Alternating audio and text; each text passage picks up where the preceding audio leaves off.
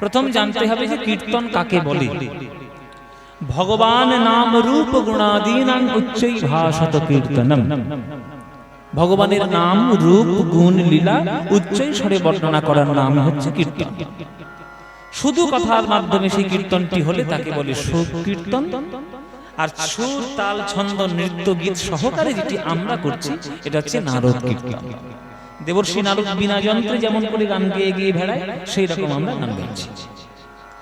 কিন্তু যে কোনো কীর্তন, সে সুকীর্তন হোক বা নারদ কীর্তন হোক, প্রত্যেকটি কীর্তনের পিছনে একটা লাভ রয়েছে। সেই লাভটা কি? সেই লাভটা যদি একবার আপনারা খুঁজে পেয়ে নিতে পারেন, যদি খুঁজে নিতে একবার পারেন, তাহলে আপনারা একদিন শুনুন বা 10 দিন শুনুন, একটা খুঁজে নিলেই লাভ হয়ে যাবে। সেই কোন জিনিসটা আপনারা খুঁজবেন বা কি খুঁজবেন? কেহ কহে নাম লইলে পাপ হয় ক্ষয়। ও মাইরা, আমরা ভগবানকে কেন ডাকি জানো? যাতে পাপ আমাদের নষ্ট হয়। কেননা রোজ পাপ করছি, তোমরাও করছো, আমিও করছি। জীব জগতে যারাই বাস করছে তারা প্রত্যেক দিনই পাপ করছে। হ্যাঁ, তাহলে আমরা পাপের ভয়ে, পাপ যাতে আমাদের গায়ে না লাগে, পাপে যাতে আমাদের কোনো কষ্ট না হয়, আমরা যাতে দুঃখ না পাই, সেই ভয়ে আমরা ভগবানকে ডাকি। কেহ কহে নাম লইলে পাপ হয় ক্ষয়। আমরা পাপ ক্ষয় করার জন্য কীর্তন শুনি। কেহ কহে নাম লইলে স্বর্গ প্রাপ্তি হয়। কেউ কেউ মনে মনে ভাবছেন মরে যাওয়ার দিনে বা মৃত্যুর কিছুদিন আগে যদি একটু ভালো করে নাম সংকীর্তন শুনতে পারি, তাহলে এই জগৎ যন্ত্রণা থেকে ছেড়ে দিয়ে স্বর্গ লাভ করবো, স্বর্গের সুখ পাবো। এটাও কারোর কারোর বাসনা। কিন্তু পাপ ক্ষয় করা, স্বর্গ লাভ করা, এই সামান্য সামান্য ফলগুলো হরিনাম দেয় না। এগুলো তো এটা তো ছিটে ফোঁটার ব্যাপার, সামান্য। আরে বাবা, কলের জলে স্নান করলে গা ঠান্ডা হবে, তো সামান্য ব্যাপার। এতে আবার স্পেশালাইজেশন আবার কি আছে? এতে তো স্পেশাল কিছু নেই, বিশেষ কিছু নেই। তাহলে কীর্তন শুনলে পাপ ক্ষয় হয়, কীর্তন শুনলে স্বর্গ লাভ হয়, এগুলো ছিটে ফোঁটার ব্যাপার। এটা আসল জিনিস না। আসল জিনিসটা খুব কঠিন, সেটা সবাই পায় না। সেটা যদি একবার পেয়ে যায়, তাহলে ছিটে ফোঁটার দিকে মন আর যাবে না। তাহলে সেটা কি? সেটা কে বলেছে? সেটা বলেছে ঠাকুর হরিদাস। যে হরিদাস ঠাকুর প্রত্যেক দিন 3 লক্ষ করে নাম জপ করত, সেই নাম জপ করার জন্য তাকে 22টা বাজারের বেত্রাঘাত সহ্য করতে হয়েছিল। সারা জীবন কয়েক কোটি নাম করার পর তবেই সেই সিদ্ধান্ত দিয়েছেন যে ঠাকুর হরিদাস কহে, নামের শুধু 2 ফল নয়, নাম লইলে কৃষ্ণ পদে মধুর প্রেমের উদয়।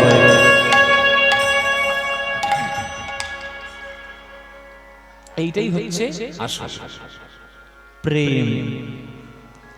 আপনি 1 বছর কীর্তন শুনুন, 7 দিন কীর্তন শুনুন, 3 ঘন্টা কীর্তন শুনুন, আপনি কীর্তন শোনার পর আপনার হৃদয়ে ভগবানের প্রতি একটু প্রেম জন্ম দিতে পেরেছেন কিনা, এটাই হচ্ছে কীর্তন শোনার বা গাওয়ার আসল লাভ। আপনি খুব মন দিয়ে কীর্তন শুনে গেলেন, কীর্তনিয়ার গান শুনে খুব চোখের জলে হাপুস নয়নে কেঁদে গেলেন, আর লোকে মনে মনে ভাবলো, বাবা কি ভক্ত রে বাবা, খুব কাঁদছে ভগবানের নাম করে। আর বাড়িতে গিয়ে ঝগড়া শুরু করেছি, তুই আমার কে রে? তাহলে লাভ হলো কীর্তন শুনে? ন্যাকামো। তাহলে কাঁদা কাটার ন্যাকামো করে লাভ কি? ওটা করে কোনো লাভ নেই। যদি ভেতর থেকে সত্যিই পরিবর্তন আসে, তাহলে সেই পরিবর্তনটাই আসল। সেটা ঈশ্বরের চরণে প্রেম। সেই প্রেমটা যদি আপনি উপলব্ধি করতে পারেন, আর সেটা যদি গ্রহণ করে নিয়ে গিয়ে যদি আপনি সারা জীবন আপনার জীবনটাই অ্যাপ্লাই করতে পারেন, সেটাই হবে কীর্তন শোনার আসল লাভ। এই কীর্তন, আমাদের শাস্ত্র, এই ভাগবত, এই সৎসঙ্গ, এটা এমন একটি জিনিস, এটা যদি কোনো মানুষ সঠিকভাবে করতে পারে, সে মানুষ থেকে অমানুষ থেকে মানুষ হয়ে যায়। অমানুষ যে থাকবে সে মানুষ হয়ে যাবে। বাবা, এ আমার চোখের সামনে দেখা। আমি বহু মানুষকে দেখেছি কীর্তন শুনে পরিবর্তন হতে। আমার গুরুদেবের গান শুনে বা আমাদের গান শুনে অনেক মানুষ ছিল বা অনেক মানুষ আছে আমাদের পরিচিত, যারা এক সময় প্রচন্ড বদমাইশ লোক ছিল, এখন একদম সাধু হয়ে গেছে। আছে উদাহরণ, বলবো না তাদের নাম কি। তাদের জীবনে যদি পরিবর্তন হতে পারে, আপনার জীবনে কেন হবে না? তাহলে সে চেষ্টা করেছে, আপনি চেষ্টা করেননি। সে অমানুষ থেকে মানুষ হওয়ার চেষ্টা করেছে, আপনি যেমন ছিলেন তেমন হওয়ার চেষ্টা করেননি, তা ভালো আপনি হবেন কি করে? তাই প্রথম কাজ এবং শ্রেষ্ঠ কাজ হচ্ছে ভগবানের চরণে আপনি প্রেম লাভ করুন। এবার আপনাদের প্রশ্ন থাকবে যে ভগবানের চরণে প্রেম লাভ করেছি কি করিনি, এটা বুঝবো কি করে? এ তো সোজা ব্যাপার, এ তো সামান্য ব্যাপার। কি করে বুঝবেন শুনে নিন। আসানসোল খুব বড় বাজার, সেখানে সব থেকে ভালো মিষ্টির দোকানে আপনি যান। যখন আপনি কীর্তন শুনতেন না, তখন ওই মিষ্টির দোকানে গেলে মনে হতো ওই দামি মিষ্টিটা, দামি সন্দেশ গপ করে খেয়ে নিতে পারলে বড় ভালো হয়, গপ করে খেয়ে নিতে পারলে ভালো হয়। এটার আপনার কীর্তন শোনার আগের মনোভাব। কিন্তু এক বছর কীর্তন শোনার পর ওই মিষ্টির দিকে তাকিয়ে, ওই রসগোল্লাটার দিকে তাকিয়ে যদি আপনার মনে হয় আহা গো সন্দেশটা কি সুন্দর, এই সন্দেশটা কিনে নিয়ে গিয়ে যদি গোবিন্দের চরণে ভোগ নিবেদন করে যদি আমি প্রসাদটা আমি গ্রহণ করতে পারতাম, তাহলে আমার বড় আনন্দ হতো। এটাই প্রেম। আপনি ভগবানের প্রতি আপনার প্রেমটা উপলব্ধি করতে পারেন না, কিন্তু অন্যান্যদের প্রতি তো প্রেম অনুভব করেন। কি গো মা, যে খাবারটা তোমার ছেলে খেতে ভালোবাসে, সেই খাবারটা যদি রাস্তার ধারে পেয়ে যাও, আগেই কিনে নিয়ে আসবে না? নিয়ে আসবে কি নিয়ে আসবে না? বাবা ছেলে আমার এটা খেতে কত ভালোবাসে, এটা কিনে নিয়ে যায়। এটা তো তোমার ভালোবাসা ছেলের প্রতি, এটা তো স্বাভাবিক ভালোবাসা।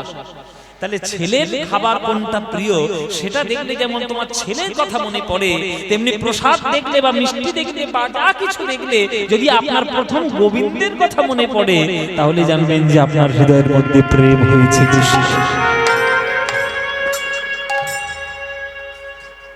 বাস্তবিক উদাহরণ দিয়ে দিলাম। আমি যাকে ভালোবাসি, আমি কোন একটা জিনিস করার আগে তার কথা মনে করবো, আগে তো তার কথা মনে করি, নাহলে ভালোবাসা কি হবে? যদি নিজের কথা মনে করি তাহলে ভালোবাসি না, যদি প্রথম মুখটাই তার মনে পড়ে তাহলে ভালোবাসি। তাহলে তাকে যেমন ভালোবাসি, ওই মুখটা যদি তাকে না তার না হয়ে যদি ভগবানের হয়, তাহলে জানবেন যে আপনি ভালোবাসায় পড়েছেন। এই প্রেম কুড়িয়ে নিন কীর্তনের মাধ্যমে। এই কীর্তনের মধ্যে থেকে আপনি যদি ওই প্রেমটা কুড়িয়ে নিতে পারেন, তাহলেই জানবেন যে আপনার কীর্তন শোনাটা সার্থক হয়েছে। তবেই আপনি জানবেন যে কীর্তন শোনা আপনার সঠিক, নইলে বেঠিক। কীর্তন এখনো শোনা হয়নি, অনেক শুনতে হবে। আর কীর্তন শুনে সবার ভাগ্যে প্রেম হয় না ভাই। এই যে আপনারা আজকে হাজার হাজার কীর্তন শুনতে বসেছেন, আপনাদের মধ্যে থেকে হয়তো একজন কিংবা দুজনের মধ্যে প্রেম হবে, বাকি সব বোগাস, সব বোগাস। আমি সত্যি কথা বলে দিচ্ছি, কিছু মনে করো না ভাই। সব ফাঁকিবাজি হয়ে যাবে, সব আখড়া হয়ে যায়। ধানের মধ্যে দেখবেন যে কটা ধান হয়, আর যার মধ্যে হয় না সেগুলো কি বলে? আখড়া বলে। হ্যাঁ, সব বোগাস। এতগুলো কীর্তন শুনছে, এর মধ্যে থেকে কারোর মধ্যে অনুভূতি হবে, অনুভব হবে, আর বাকিগুলো এইখান থেকে শুনবে, এইখান থেকে বের করে দেবে। এটা আমার ভালো করেই জানা আছে। তা তোমরা যারা যারা শুনছো, যতক্ষণ শুনছো মন দিয়ে শুনবে, তবেই তোমরা কীর্তনের মধ্যে প্রেম পাবে, তবেই সমর্পণ হবে। প্রেম মানে সমর্পণ, প্রেম মানে সবকিছু নিবেদন, প্রেম মানে নিজের বলতে কিছু নয়, প্রেম মানে নিজেকে ভিখিরি করা ছাড়া আর কিছু নয়। যে প্রেমে ভিখিরি হতে পারবে সে প্রেম অনুভব করতে পারবে, আর অন্যান্যরা পারবে না। রাধারানী কৃষ্ণকে ভালোবেসে পথের ভিখারিনী হয়ে গেছে, মীরাবাই কৃষ্ণকে ভালোবেসে ভিখারিনী হয়ে গেছে, সীতারামকে ভালোবেসে বনবাসিনী হয়ে গেছে, আর আপনি তো সুখের মধ্যে আছেন। কি করে বুঝবেন প্রেম কাকে বলে? কৃষ্ণকে ভালোবাসলে ওই সমর্পণ চাই, মাথাটা নিচু করে ভগবানের চরণের তলায় গড়িয়ে পড়তে হয়। আমার মাথা নত করে দাও হে তোমার চরণ ধুলার তলে, মাথা নত করে দাও হে তোমার চরণ ধুলার তলে,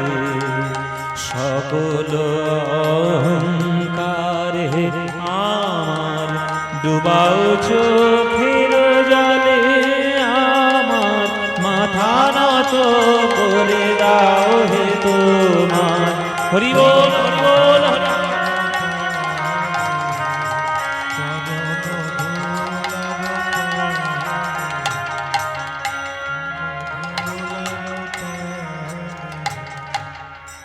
মাথা নত করে দাও হে তোমার চরণ ধুলার তলে। তলে কথাটা লক্ষ্য করবেন। ও মায়েরা, পায়ের ধুলো পায়ের কোথায় থাকে? পায়ের ধুলো পায়ের কোথায় থাকে? তলায় থাকে। সে কি উপরে উঠবে নাকি? তলায় থাকে। ভক্ত বলছে, কবি বলছেন, বিশ্বকবি বলছেন যে প্রভু তোমার পায়ের তলায় যে ধুলোটা লেগে আছে, ওই ধুলোটার কত ভাগ্য বলো যে সে তোমার চরণের স্পর্শ পেয়েছে। কই ওই ভাগ্যটা তো আমার হলো না, ওই ভাগ্যটা তো আমার হলো না। তুমি যদি একটু কৃপা করো, ওই ধুলোটাকে যদি বলো ওই ধুলোটার তলায় যদি আমি চলে যেতে পারি, তাহলে অন্তত তোমার জীবন ধন্য হবে।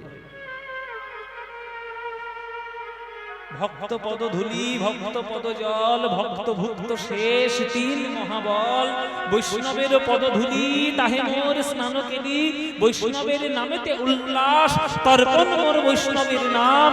বিচার করো মনে ভক্তি রস আস্বাদনে, মধ্যস্থ শ্রী ভাগবত পুরাণ। চরণ ধুলার তলে সারা জীবন রবীন্দ্রনাথ ঠাকুর শুধু তোমার তোমার তোমার, আর আমরা সারা জীবন আমার আমার আমার।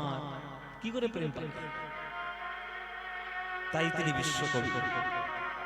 নিজের করিতে গৌরব দান, নিজের কেবলি করি অপমান, নিজের করিতে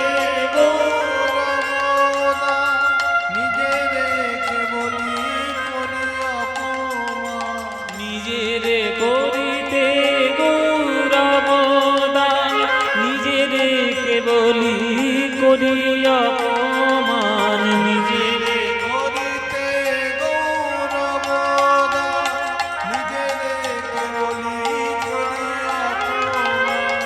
আপনারে শুধু ঘেরিয়া ঘেরিয়া ঘুরে মরি পরে পরে।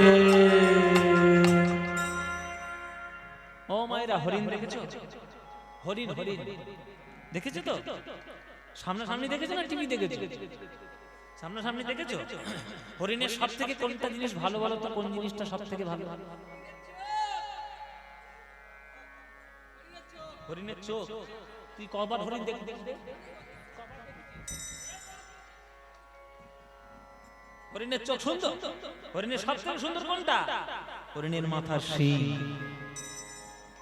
হরিণের চোখ বিক্রি হয়, হরিণের শিং বিক্রি হয়। যদি কেউ চোরা কারবারিরা যদি একবার চালান করতে পারে, এক জোড়া শিংয়ের জন্য মোটামুটি 5 লাখ টাকা নিয়ে দেবে। বাপ রে বাপ! তাহলে হরিণের শিংয়ের দাম কেন? সুন্দর দেখতে। কিন্তু জেনে রাখো মায়েরা, যে শিংটা হরিণের সৌন্দর্যের কারণ, সেই শিংটাই কিন্তু হরিণের মরণেরও কারণ। কেননা বাঘ যখন তাড়া করে তখন অন্য কোনো কিছুতেই আটকায় না, ওই শিংটাই জড়িয়ে যায় লতা পাতা, তাই না? আপনারা জেনে রাখুন, বাঘের থেকেও কিন্তু অনেক বেশি জোরে দৌড়তে পারে হরিণ। হরিণের থেকে জোরে দৌড়তে বাঘও পারে না, এমনকি চিতা বাঘও পারে না। কিন্তু ওই ঝামেলাটা ওই হরিণের ওই শিং নিয়ে যখন তাড়া করে, তখন ছুটতে গিয়ে কোন দিকে ঢুকে যায়, গিয়ে ওই লতা পাতায় ওই শরীরটা জড়িয়ে যায়, আর যেই জড়িয়ে যায় অমনি বাঘ এসে হালুম করে গলা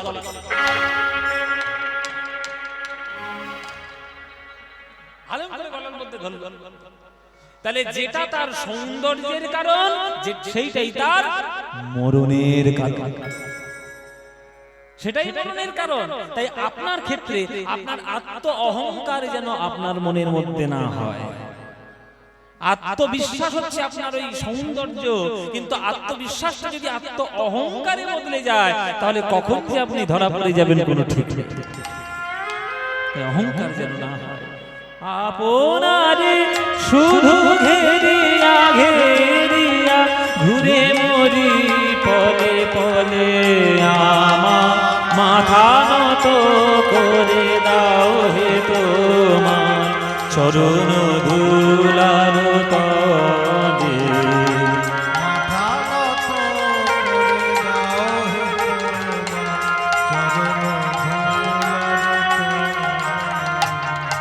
আমারে না যেন করি প্রচার আমার আপন কাজে, তোমার ইচ্ছা করো হে পূর্ণ আমার জীবন মাঝে। কি অপূর্ব কথার, কি অপূর্ব সুর। আচ্ছা, আমারে যেন না করি প্রচার আমার আপন কাজে। আপনি যে কাজটি করছেন ওটা আপনার কাজ নয়, আপনাকে দ্বারা আপনার দ্বারা করানো হচ্ছে বলে আপনি মনে করছেন ওটা আপনার কাজ। আপনি হচ্ছেন প্রি প্ল্যান, আমরা সবাই হচ্ছি প্রি প্ল্যান। যেমন একটা কম্পিউটারে সফটওয়্যার ইনস্টল করা হয় তবেই সেই সফটওয়্যারটা কাজ করতে পারে কারোর মাধ্যমে, তেমনি আমরাও একটা সফটওয়্যারের মতো কাজ করছি, প্রি প্ল্যান করে রেখেছি ভগবান। ভগবানের ইচ্ছে ছাড়া আপনি কোনো কাজ করতেই পারবেন না, পারবেনই না। আপনি মনে করছেন আপনি আপনার ইচ্ছায় করছেন, কিন্তু আমি আমার মনে করেছি তাই করছি, ছাই করেছেন আপনি। ওই উপর থেকে বার্তা এসেছে তাই আপনি করছেন, ভাইব্রেশন আসছে উপর থেকে তাই আপনি করতে পারছেন, নইলে করতে পারবেন না। বড় বড় কথা মুখ নাড়িয়ে অনেক বলা যায়, জীবনে পালন করা অত সোজা না।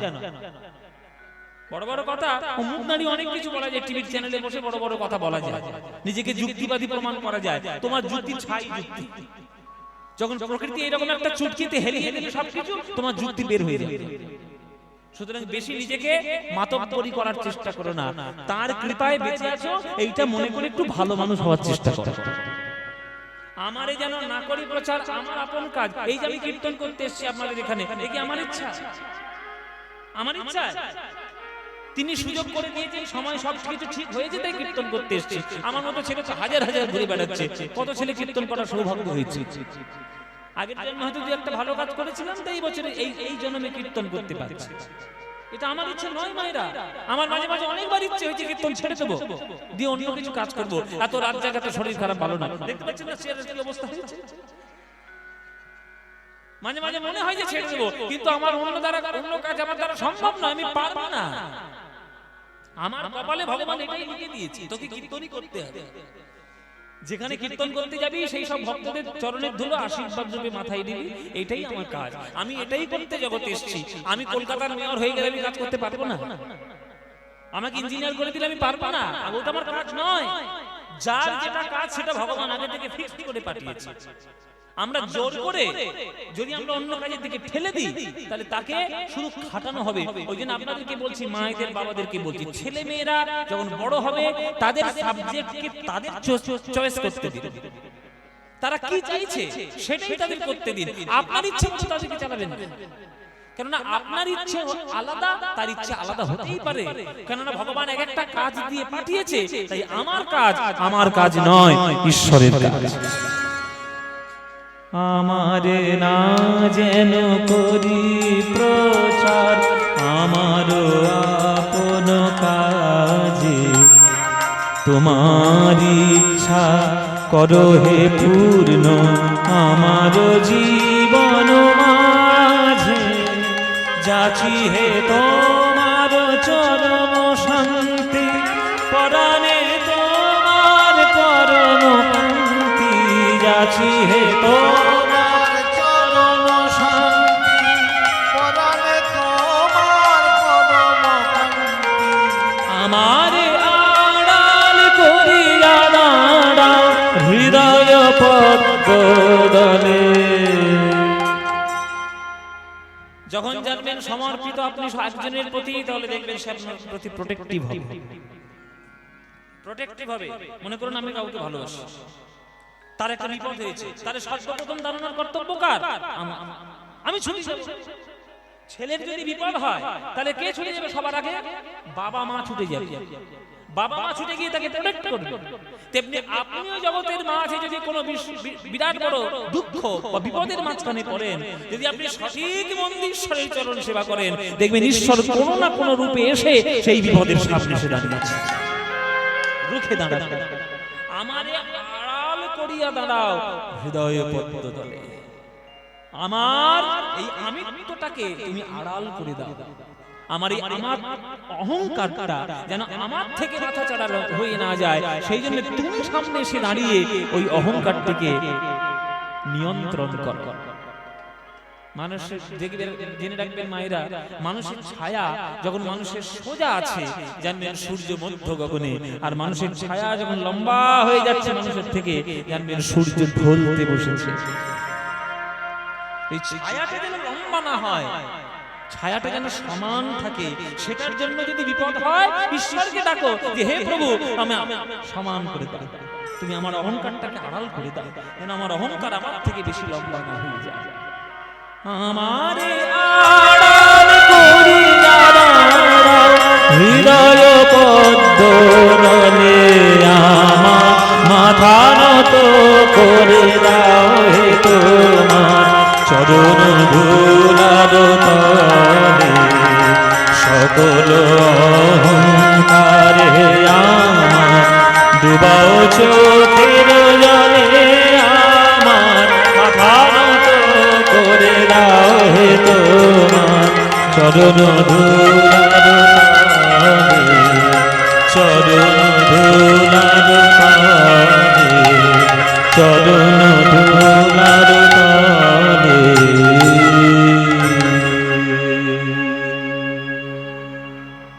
এই হচ্ছে বিশ্বকবি রবীন্দ্রনাথ ঠাকুরের গান। তিনি বিশ্বকবি এমনি এমনি হননি, তার রচনার মধ্যে সেই স্তর তিনি তৈরি করেছেন। ক্ষণজন্মা পুরুষ, ক্ষণজন্মা মনীষী, ওই জন্যই তার গানে এত এত এত গভীর তত্ত্ব রয়েছে। বিশ্বকবি রবীন্দ্রনাথ ঠাকুরের গান।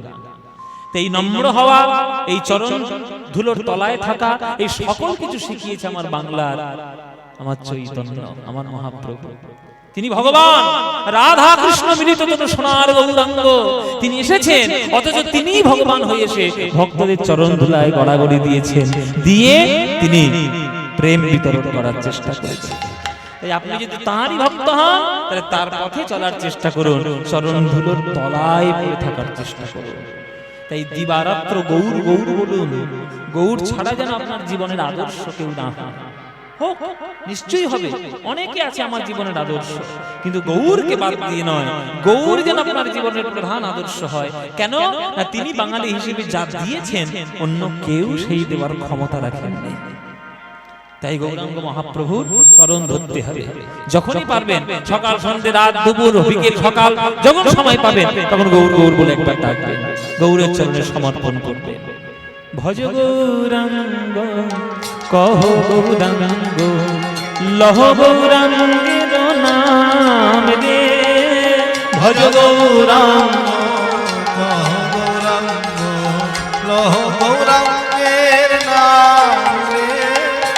জয় জগদীশ হরে স্বামী, জয় জগদীশ হরে, জয় জগদীশ হরে, জয় জগদীশ হরে, জয় জগদীশ হরে, জয় জগদীশ হরে, জগদীশ হরে, জয় জগদীশ হরে, জয় জগদীশ হরে, জয়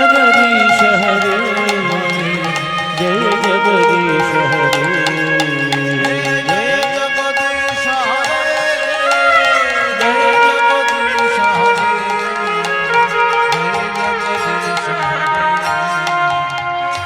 ক্ষিতিরতি বিপুলতরং তিষ্ঠতি তব পৃষ্ঠে, ধরণীধারণ কিণ চক্রগরিষ্ঠে, কেশবধীত কূর্ম শরীর, জয় জগদীশ হরে,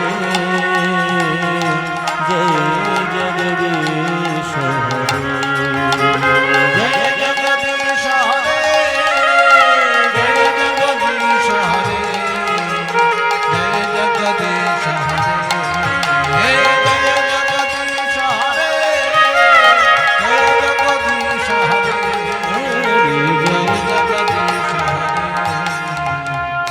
बसती दशन शिखर धरणी तब लगना, शशिनी कलंक कले बन अवधीत शूकर रूप जय जगदीश हरे जय जगदीश हरे जय जगदीश हरे जय जगदीश हरे जय जगदीश हरे जय जगदीश हरे जय जगदीश हरे जय जगदीश हरे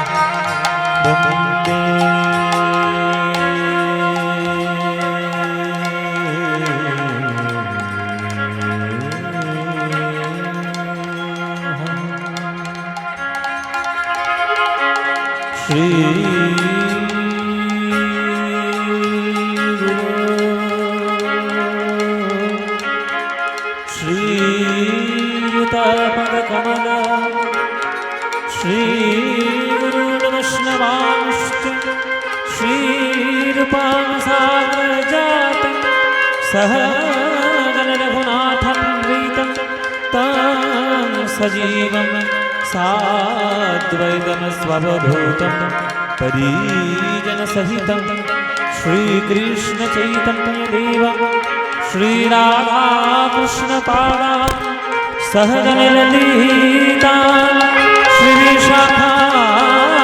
श्रीविशाखान्वितांश्च गुरुर्ब्रह्मा गुरुर्विष्णु गुरुर्देव महेश्वर गुरुर्साक्षात् परं ब्रह्म तस्मै श्रीगुरवे नमः अज्ञानतिमिरान्धस्य ज्ञानाञ्जनशलाकया चक्षुरुन्मीलितं येन तस्मै श्रीगुरवे नमः अखण्डमण्डलाकारं व्याप्तं येन चराचरं तत्पदं दर्शितं येन तस्मै श्रीगुरवे नमः हे कृष्ण करुणा सिन्धो दीनबन्धो जगत्पते गोपेश गोपिकान्त राधाकान्त नमस्तुते तप्तकाञ्चन गौराङ्गी राधे वृन्दवनेश्वरी वृषभानुसुते देवी तं नमामि हरिप्रिये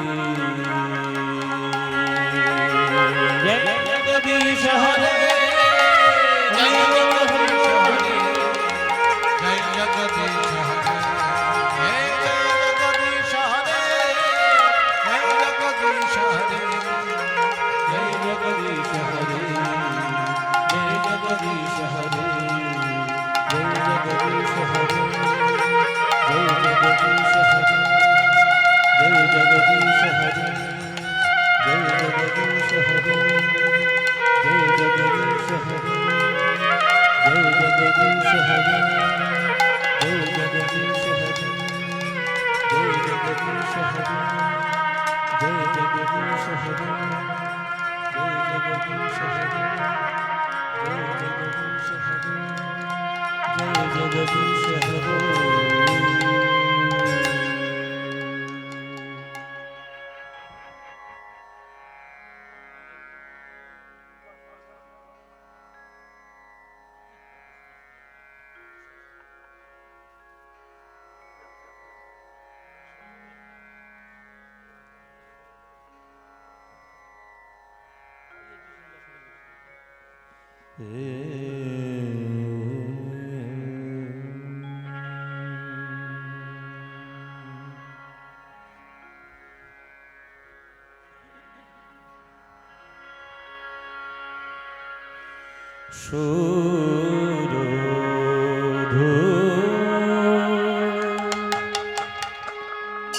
সুরধ্বনি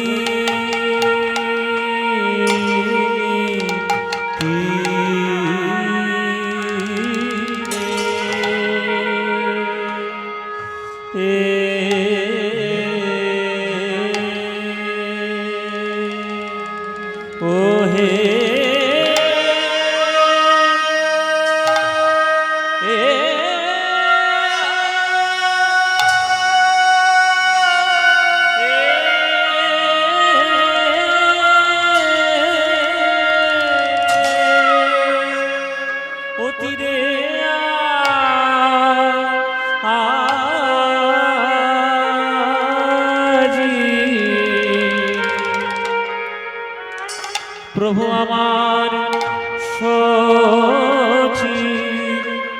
সচির নন্দা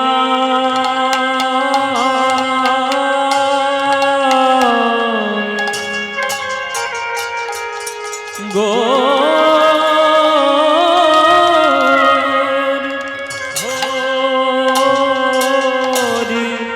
হরি রে আহামরি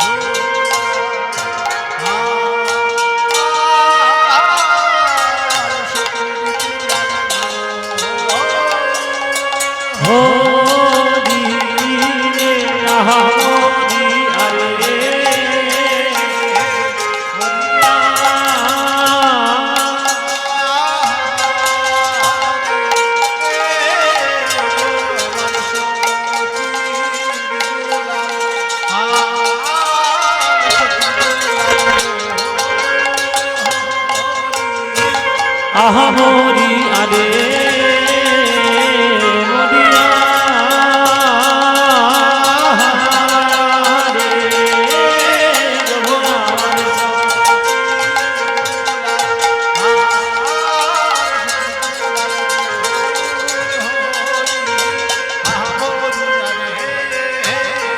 মরিয়া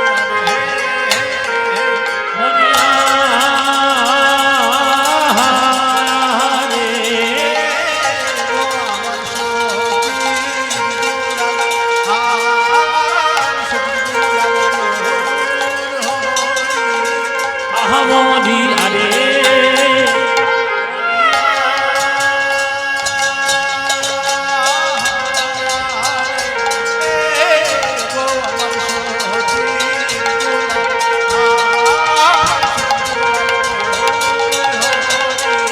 আহামরি আরে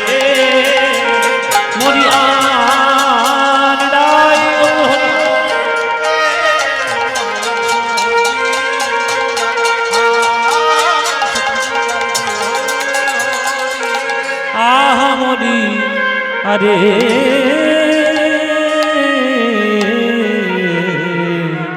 ওগো সুরধনীতি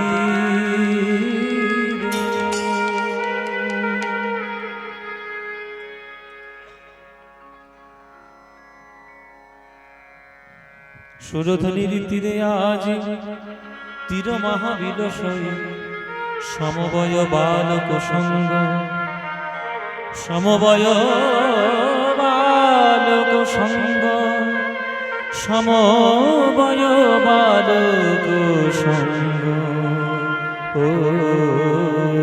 হে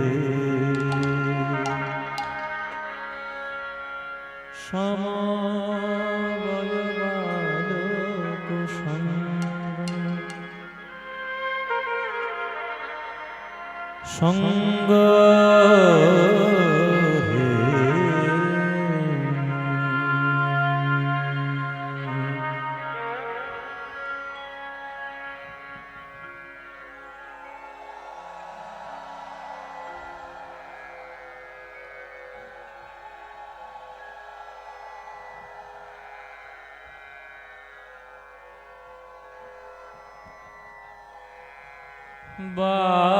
বালক সঙ্গ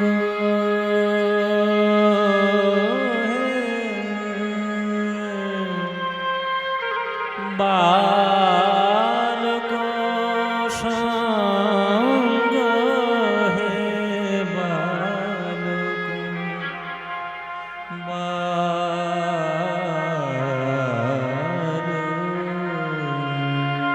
সঙ্গ সুরধুনী তীরে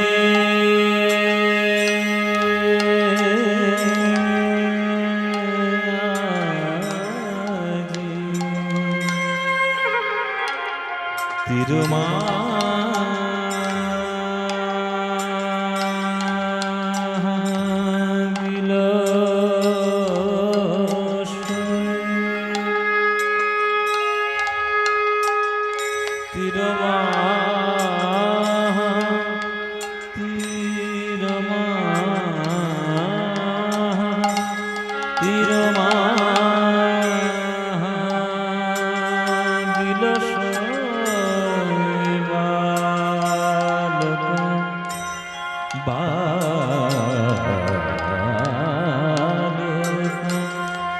সঙ্গ হে আমার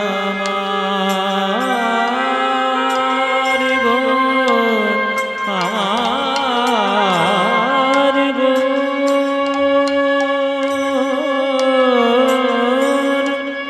সবর বালক সঙ্গ সমবয়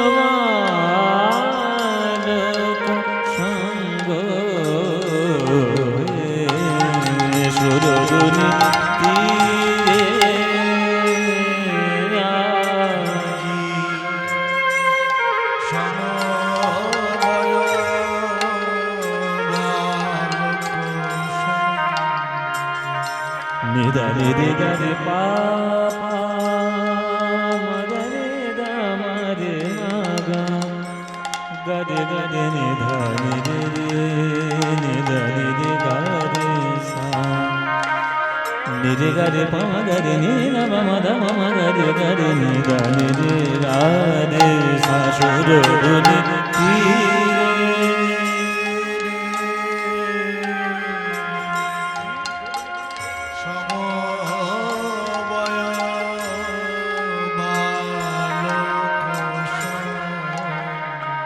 আমার গৌর হরি জীবের হাতে পাই ধরি বলে ভাই হরি বিনা গতি নাই হরের নাম হরের নাম হরের নাম এব কেবলম কলৌ নাস্তি বনাস্তি নাস্তি গতিরন্যথা কলি যুগে নাম বিনা গতি নাই তাই বদন ভরে বলো একবার হরি রে বলো হরি বলো হরি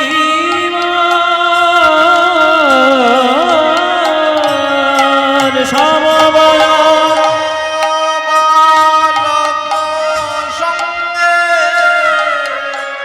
সমবয় বালক সঙ্গ হে বালক সঙ্গ হে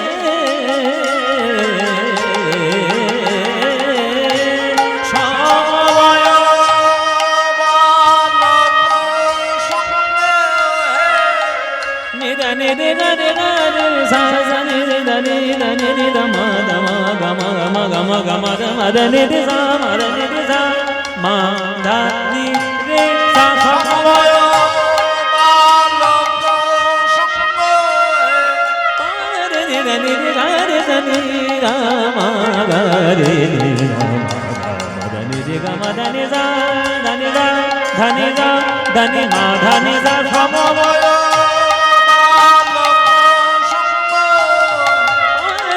নি গারে সা সা নি না দা মা মা মা নি রে সা মা দা নি রে সা মা দা নি রে সা সমবয়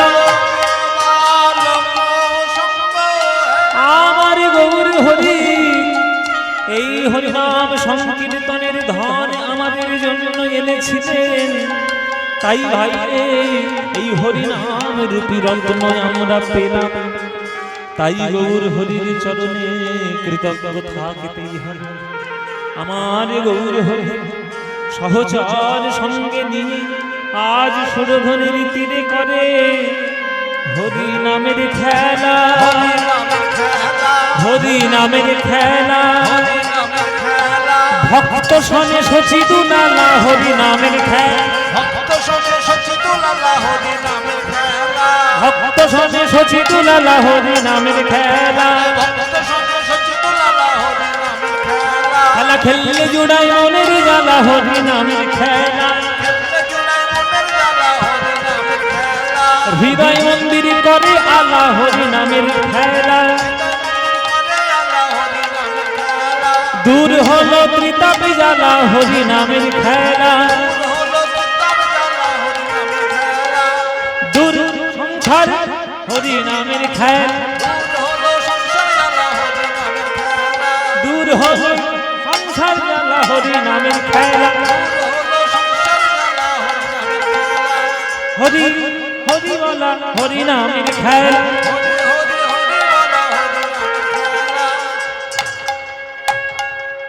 মাধে মাধে রে মাদনি রে গারে গারে রে দশা কৃষ্ণ কৃষ্ণ কৃষ্ণ বলা হরি নামের খেলা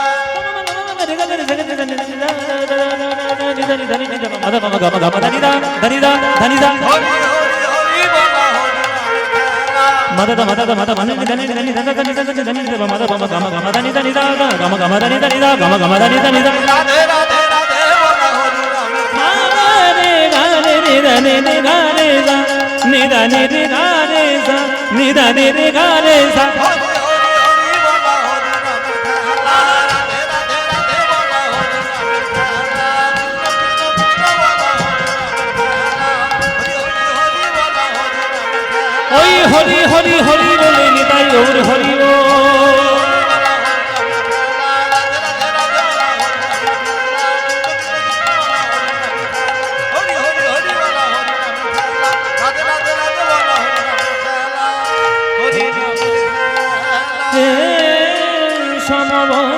সমবালক সঙ্গ বালক সঙ্গ বালক সঙ্গ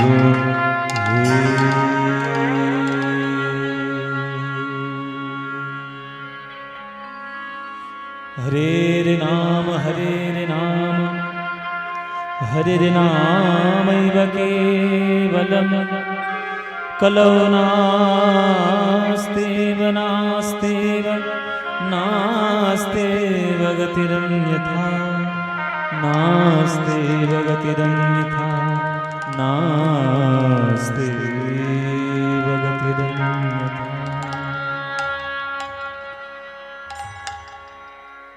এই কলিযুগের ধর্ম হয় মধুর প্রেম সংকীর্তন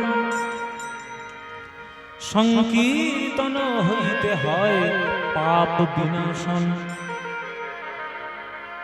আর হয় চিত্ত শুদ্ধি সর্বভক্তি সাধন উদ্গম।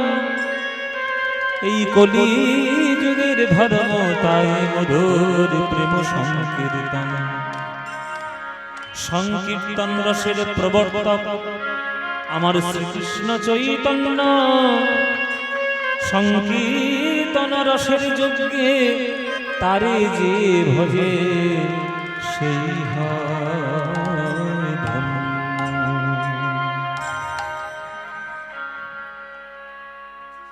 জয় নিতাই।